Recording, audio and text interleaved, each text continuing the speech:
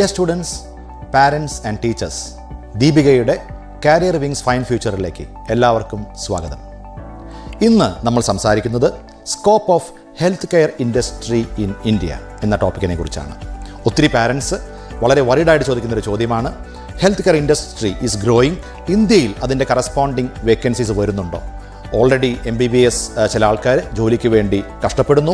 Farm ഡിയും ബിഫാമും കഴിഞ്ഞ കുട്ടികൾ എക്സസ് കേരളത്തിലുണ്ടെന്ന് തോന്നിപ്പിക്കുന്നു. പക്ഷേ വാട്ട് ഇസ് ദ റിയാലിറ്റി? ഞങ്ങളുടെ മക്കളെ ഞങ്ങൾ ഇത്തരം കോഴ്സുകൾക്ക് MBBSനും ഫാം ഡിക്കൊക്കെ ചേർക്കുമ്പോൾ 5, 6, 7 വർഷം കഴിഞ്ഞ് അവർ തിരിച്ചു വരുമ്പോഴത്തേനും do we have a scope to take them in India to work four?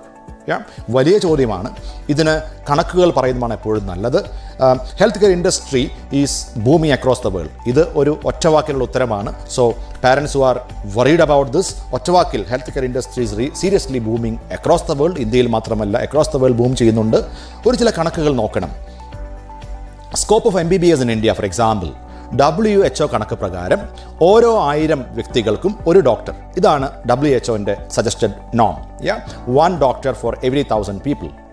എന്ന് പറയുമ്പോൾ ഇന്ത്യയിൽ ഇന്നത്തെ കണക്ക് പ്രകാരം ഒരു ഡോക്ടർ ഫോർ 1450 ആണ്. ഓക്കെ, അപ്പോൾ 1450ക്ക് ഒരു ഡോക്ടർ. പക്ഷേ WHO norm is to have a doctor for 1000. So long way to go. If you ask me, for next 10-20 years, for so many reasons, there is a big scope for MBBS doctors. Point number is WHO norm. Point number 2, our birth rate is very high than the death rate. If you look at the actual numbers, birth rate is very high, so the population is increasing. So ഞാൻ ഈ പറയുന്ന 1:1450 maintain ചെയ്യാൻ പോലും നമുക്ക് കൂടുതൽ ഡോക്ടേഴ്സിന് ആവശ്യമുണ്ട്. അതിന് മുകളിലായി we have to move from 1450 to 1000. So India requires lot of doctors. പക്ഷേ preferably അവർ സ്പെഷ്യലിസ്റ്റ് ആയിരിക്കണം, preferably ഡോക്ടർ ആ മേഖലയോട് പാഷനുള്ളവരായിരിക്കണം, and employment will not be an issue in India. And the life expectancy in India is 69, which is very high.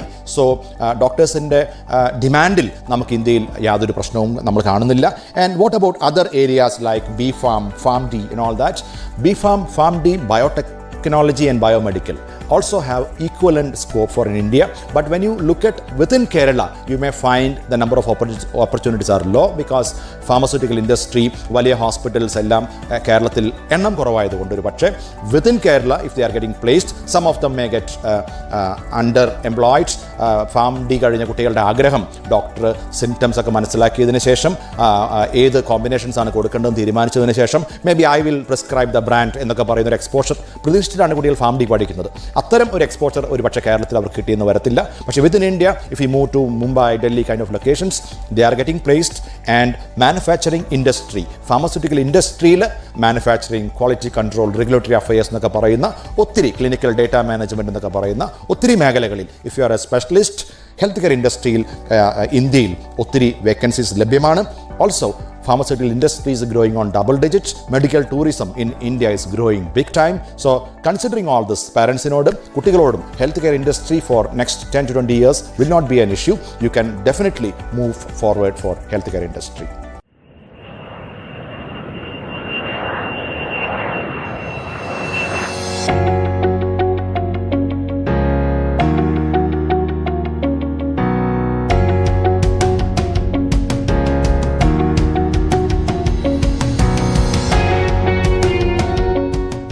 Now, point number 2, what are the limitations?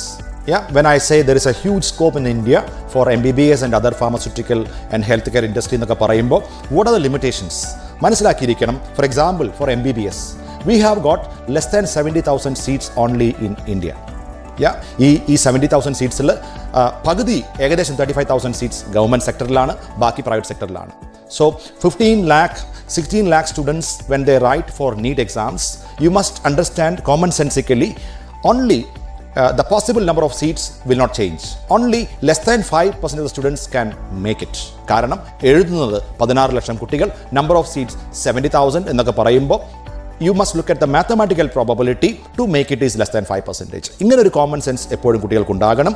അതിൽ 50% government സെക്ടറിലാണ്, ബാക്കി private മേഖലയിലാണ്. ഒരു പക്ഷേ fees structure will be more than 6 lakhs per year and ഒരു പക്ഷേ ചില സ്ഥലങ്ങളിൽ legal അല്ലെങ്കിൽ പോലും നമ്മൾ പറഞ്ഞു കേൾക്കുന്ന പല അനുഭവങ്ങളും ക്യാപിറ്റേഷൻ ഫീസും എന്നുള്ള ഒത്തിരി എക്സ്പെൻസീവ് ആയിട്ടുള്ള ഒരു മോഡലാണ് പ്രൈവറ്റ് സെഗ്മെൻറ്റിൽ പലപ്പോഴും. So number of seats will be definitely A challenge. അതുകൊണ്ട് തന്നെ നല്ല കോച്ചിങ് സെൻറ്റേഴ്സിൽ പോയി 9ലും 10ലും ഒക്കെ ഫൗണ്ടേഷൻ പ്രോഗ്രാംസ് ഒക്കെ തുടങ്ങി നല്ല കോച്ചിങ്, എൻട്രൻസിന് ടീച്ചിങ് അല്ല കോച്ചിങ് ആണ്. You must get a training to attend or maximum number of mock tests for your NEET exams and you can know the probability. And തീർച്ചയായിട്ടും ഈ സീറ്റ്സിൻ്റെ എണ്ണം കുറയുമ്പോൾ ഞങ്ങൾ കുട്ടികളോട് പറയും, ഒരു പക്ഷേ if I don't make it you must have a plan B. എൻട്രൻസിൽ കൂടുതൽ ശ്രദ്ധ കൊടുക്കണം, നല്ല സ്ഥാപനങ്ങളിൽ പഠിക്കണം. ഒരു പക്ഷേ if I don't make it you can repeat point number 1 or you must have a plan B in life. വർഷങ്ങൾ നഷ്ടപ്പെടുത്താതെ തന്നെ if I don't get for my MBBS, can I go to Pharm D? Can I go for my Biotechnology, Biomedical, physiotherapy, operation theatre assistance പോലെയുള്ള ഒത്തിരി health care സെഗ്മെൻറ്റിലെ മറ്റു programmes ഒരു plan B ആയിട്ട് വെക്കുന്നത് എപ്പോഴും നല്ലതാണ്. ഇനിയൊരു ലിമിറ്റേഷൻ ഇൻ ഇന്ത്യ, നമുക്കറിയാം നമ്മൾ ഡോക്ടറെ കാണാൻ പോകുമ്പോൾ ഡോക്ടറിൻ്റെ ബോർഡ് പരിശോധിക്കുമ്പോൾ ആദ്യം നമ്മൾ നോക്കുന്നത് സ്പെഷ്യലൈസേഷൻ എന്താണെന്നുള്ളതാണ്.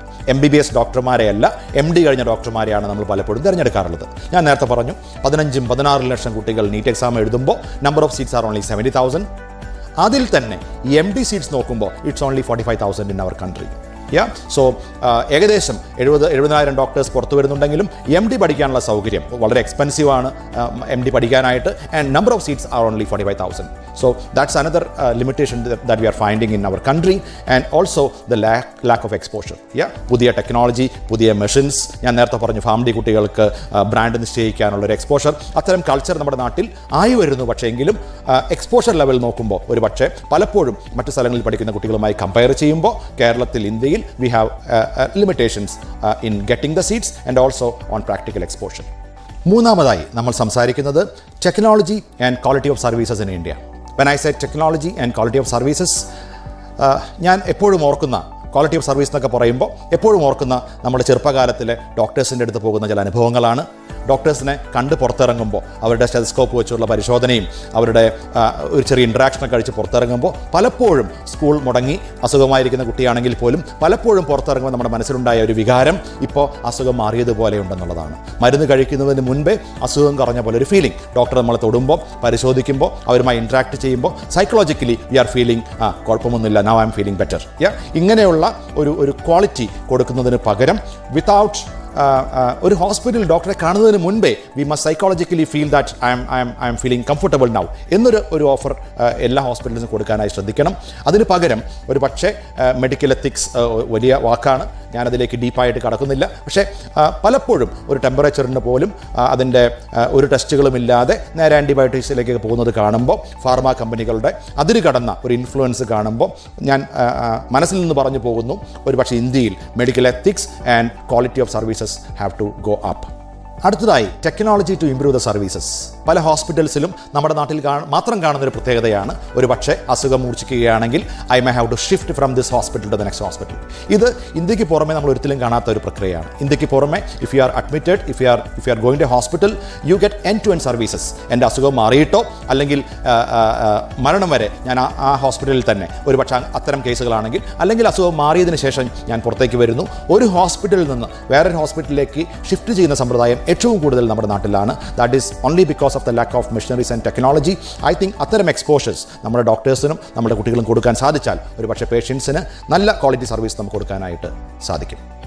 ഇനിയൊരു വലിയ പ്രത്യേകത, if you compare our Indian medical industry, ഇനിയൊരു വലിയ പ്രത്യേകത MBBS കഴിഞ്ഞ കുട്ടികൾക്ക് നേരെ ഒരു രജിസ്ട്രേഷനോട് കൂടി ഡോക്ടറായി പ്രാക്ടീസ് ചെയ്യാമെന്നുള്ളതാണ്. അത് ആ കുട്ടിയുടെ ഒരു പക്ഷേ പ്രാക്ടീസിങ്ങുമായി ബന്ധപ്പെടുത്തി ഒരു ടെസ്റ്റിന് മുൻപ്, നമ്മളിപ്പോൾ സംസാരിക്കുന്നുണ്ട് നെക്സ്റ്റ് പോലൊരു എക്സാം വരും, ഒരു പക്ഷേ ഈ അടുത്ത് വരേണ്ടതാണ്. അതിനുശേഷം ഉള്ള UK ഫോർ എക്സാമ്പിൾ പ്ലാബ് പോലെയുള്ള ഒരു test, I have seen the syllabus of it, I have seen the interview for PLAB. If you closely watch UK plab, you will see 30% of the time they are spending for measuring the capacity of this doctor on history taking. ഒരു പേഷ്യൻറ്റിൻ്റെ initial history take എടുക്കാനുള്ള അവരുടെ capacity 30% weightage is given to that. ഇടയിൽ ഒരു 35-40% weightage is given for their knowledge, their prescription skills. And once again, last 30% of the weightage is given for communication. So ആദ്യത്തെ ഒരു history taking, last പേഷ്യൻറ്റുമായുള്ള ഒരു interaction, 60% of the weightage is given to communication. History take എന്നൊക്കെ പറയുന്ന ഒരു കലയാണ്, ഒരു ഇൻവെസ്റ്റിഗേഷനാണ്. നമ്മൾ ഒരു പോലീസ് ഒരു കേസ് ഇൻവെസ്റ്റിഗേറ്റ് ചെയ്യുന്നത് പോലെ തന്നെ അസുഖത്തിനെ ഒരു കള്ളനെന്ന് വിളിക്കാമെങ്കിൽ അത് എങ്ങനെ വന്നു, എന്താണ് അതിൻ്റെ കാര്യകാരണങ്ങൾ എന്ന് ഇൻവെസ്റ്റിഗേറ്റ് ചെയ്യാനുള്ളൊരു കപ്പാസിറ്റി, ഇൻട്രാക്ട് ചെയ്യാനുള്ളൊരു കപ്പാസിറ്റി, പേഷ്യൻറ്റിന് മരുന്നുകൾ കൊടുക്കുമ്പോൾ അത് കമ്മ്യൂണിക്കേറ്റ് ചെയ്ത് കൗൺസിൽ ചെയ്യാനുള്ളൊരു കപ്പാസിറ്റി, അങ്ങനെ അളക്കുന്ന ഒരു ടെസ്റ്റ് വരുന്നതോടുകൂടി ഒരു പക്ഷേ we will have only qualified doctors practising in India. ഒരു പക്ഷേ അടുത്ത കാലത്ത് തന്നെ നമ്മൾ പ്രതീക്ഷിക്കണം. പക്ഷേ മറ്റു രാജ്യങ്ങളിലെല്ലാം തന്നെ if you go there, you will understand you have to go through this kind of an exam, then only you will get the license to practice in that country. Review and PSK classes for competition: NTSC, NSTSC, Olympiads, KVPY, JEE, Main and Advanced, NEET, UZEET, NEST, ISER, ICAR, QSET. Review and PSK classes for competition. നാലാമതായി നമ്മൾ സംസാരിക്കുന്നു, if I don't make it in my NEET exam, and in case if I don't have a plan B, what will I do? I have seen a lot of students coming to entrance coaching centers saying, I don't have the guts to repeat and re-repeat, പക്ഷേ എനിക്ക് plan B ഇല്ല, I have to become a doctor. ഇത്തരം സാഹചര്യങ്ങൾ നമ്മളോട് പറയാറുണ്ട്. ഒരു പക്ഷേ കുട്ടികൾ ഓർക്കണം, you must go to the right place for entrance coaching. ഇപ്പോൾ ഓൺലൈൻ സംവിധാനങ്ങളൊക്കെ ഒത്തിരി ലഭ്യമാണ്, അത് പരമാവധി പ്രാക്ടീസ് ചെയ്യണം. And in case if I don't make it, you have lot of international colleges for doing the same program. ആൾക്കാർ എപ്പോഴും എന്നോട് ചോദിക്കാറുണ്ട്, is it affordable, is it approved, can I get the same impact after doing my MBBS in outside India? തീർച്ചയായിട്ടും നാട്ടിലെ NEET exam എഴുതിയിട്ട് തന്നെ വേണം നിങ്ങൾ ഇത്തരം പ്രോഗ്രാമിന് പോകാനായിട്ട്. പക്ഷേ if you compare the colleges, I will always say we have a lot of medical colleges outside India better ranked than some of the top universities in our country. എപ്പോഴും ഇന്ത്യയിലെ ഏറ്റവും വലിയ മെഡിക്കൽ കോളേജ് എയിംസിൻ്റെ ഒക്കെ world ranking നോക്കുമ്പോൾ അതിനേക്കാളൊക്കെ ഒത്തിരി മുൻപിൽ rank നിൽക്കുന്ന ഒത്തിരി നല്ല മെഡിക്കൽ കോളേജുകൾ നൗ അപ്രൂവലുണ്ടോ, MCA അപ്രൂവലുള്ള, WHO അപ്രൂവലുള്ള, നൗ അഫോർഡബിലിറ്റി. ഒരു പക്ഷേ ഞാൻ നേരത്തെ പറഞ്ഞു, പ്രൈവറ്റ് സെക്ടറിൽ 6 lakhsോളം പെർ ഇയർ ഫീസ് കൊടുത്ത് പഠിക്കുമ്പോൾ ഒരുപക്ഷെ 3.5 lakhs പഠിക്കാവുന്ന കോളേജുകൾ, വേൾഡിൽ 300-350 റാങ്കിൽ നിൽക്കുന്ന നല്ല കോളേജുകൾ ലഭ്യമാണ്. ഒരുപക്ഷെ international exposure will help you big time. പല രാജ്യങ്ങളിലും MD ഫ്രീ ആണ്, MBBS കഴിഞ്ഞവർക്ക് MD അവിടെ തന്നെ കണ്ടിന്യൂ ചെയ്യാം. ഒത്തിരി പ്രാക്ടിക്കൽ എക്സ്പോഷറുള്ള ഒത്തിരി കോളേജുകളുണ്ട്. ഒരു പക്ഷേ your first option is always to study in India. Go to the right entrance coaching centre and get it. Repeating and re-repeating is an option. In case if you say, I don't have a plan B, I have to become a doctor എന്ന് പറയുന്ന കുട്ടികൾ ഒരു പക്ഷേ സമയം ലാഭിക്കാനായി മറ്റു കോഴ്സുകളിലേക്ക് മനസ്സോടെ പോകുന്നതിന് പകരം ചിന്തിക്കേണ്ട ഒരു വലിയ ഓപ്ഷനാണ്. There are a lot of international colleges giving you seats, affordable ആണ്, approvals are not an issue, and many colleges have many doctors have an office inside the campus, so you can meet them, interact with these doctors before joining these kind of colleges. നമ്മളിന്ന് health care industry booming across the world and especially in Indian scenario ആണ് സംസാരിച്ചത്. 4 കാര്യങ്ങൾ നമ്മൾ പറഞ്ഞു. 1 scope of health care industry specially MBBS, 2 limitations, 3 technology, and 4 in case if required study internationally for MBBS and Pharm D, B.Pharm kind of courses. ഇതിനെക്കുറിച്ച് കൂടുതൽ അറിയുവാനായിട്ട് ദീപികയുടെ Career Wings Fine Future subscribe ചെയ്യണം. അവർ career experts will be more than happy to help you. Thank you so much for watching this video. By.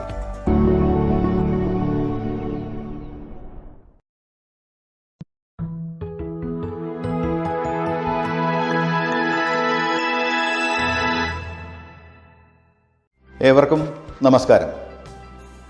ഞാൻ Suresh Kumar, Thrissur Riju and PSK classes എന്ന entrance coaching സ്ഥാപനത്തിൻ്റെ ഡയറക്ടറാണ്.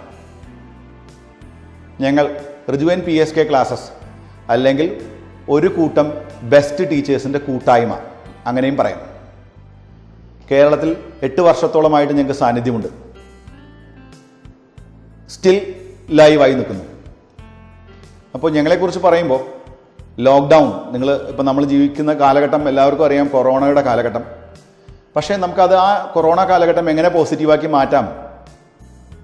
ഫസ്റ്റ് ഡേ തൊട്ട് തന്നെ academically കുട്ടികളെ support ചെയ്യാൻ വേണ്ടി ഓൺലൈൻ ക്ലാസ്സുകൾ സ്റ്റാർട്ട് ചെയ്യാൻ കഴിഞ്ഞു ഞങ്ങൾക്ക്. ഓൺലൈൻ എന്ന് പറയുമ്പോൾ പല ടൈപ്പ് ക്ലാസ്സുകൾ, റെക്കോർഡഡ് ലൈവ് ക്ലാസ്സുകൾ, ഡയറക്റ്റ് ലൈവ് ക്ലാസ്സുകൾ, അങ്ങനെ പല രീതിയിൽ സൂം ആപ്പ് ഉപയോഗിച്ചുള്ള ക്ലാസ്സുകൾ, അങ്ങനെ ഞങ്ങളുടെ കുട്ടികൾക്ക് യാതൊരു കുറവും വരാതെ കാര്യങ്ങൾ ചെയ്തു കൊടുക്കാൻ ഞങ്ങൾക്ക് ഈ കാലഘട്ടത്തിൽ കഴിഞ്ഞു എന്നുള്ളതാണ് ഞങ്ങളെ സംബന്ധിച്ച് ഏറ്റവും സന്തോഷിക്കാൻ പറ്റുന്ന കാര്യം.